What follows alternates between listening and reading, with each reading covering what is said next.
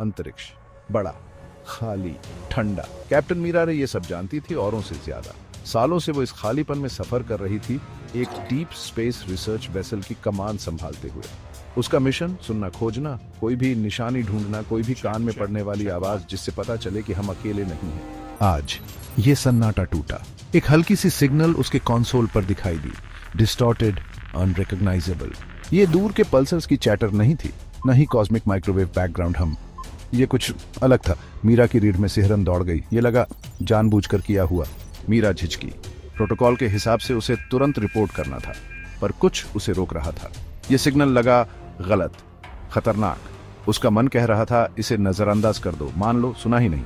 एक गहरी सांस लेकर मीरा ने फैसला लिया। उसने नॉन एसेंशियल सेंसर्स बंद कर दिए, अपने शिप को अंधा कर दिया। सिग्नल जितनी भी हल्की थी गायब हो गई। सन्नाटा लौट आया, पर डर बाकी था। दिन हफ्तों में बदल गए। अंतरिक्ष का सन्नाटा जो कभी सुकून देता था, अब मीरा पर भारी पड़ रहा था। उस सिग्नल की याद, वो सिहरन जाने का नाम नहीं ले रही थी। उसका क्रू अनजान अपने काम में लगा रहा। उनकी हंसी बनावटी लगती थी, उनकी मुस्कुराहटें मजबूरी की। यहां तक कि शिप का एआई जो कि हमेशा शांत रहता था, अब घबराहट में हम कर रहा था। फिर वो लौट आई, वो सिग्नल, अब ज्यादा तेज, ज्यादा साफ। अब फुसफुसाहट नहीं, बल्कि एक चीख। इस बार कोई शक नहीं था, ये एक डिस्ट्रेस कॉल था। इंसानी सोर्स एक ही जगह, सीधा उनके रास्ते में। मीरा का खून जम गया। ये इत्तेफाक नहीं था। जिसने भी ये सिग्नल भेजा था वो मिलना चाहता था। अब फैसला उसके हाथ में नहीं था। प्रोटोकॉल साफ था, उन्हें इन्वेस्टिगेट करना था। जैसे ही मीरा ने शिप को सिग्नल की तरफ मोड़ा, उसके दिमाग में सवाल उठने लगे। क्या ये कोई जाल था? डिस्ट्रेस कॉल किस चीज से?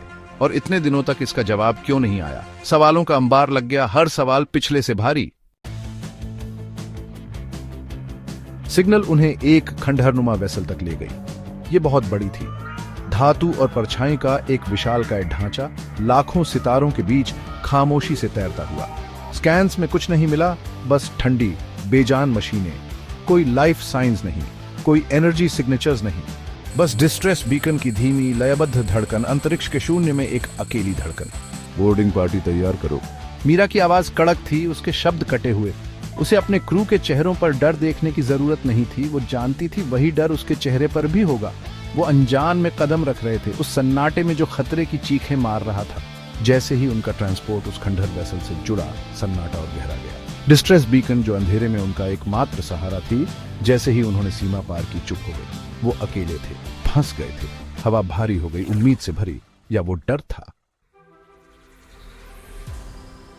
खंडहर ठंडी स्टील और टिमटिमाती परछाइयों की एक भूल भुलैया थी।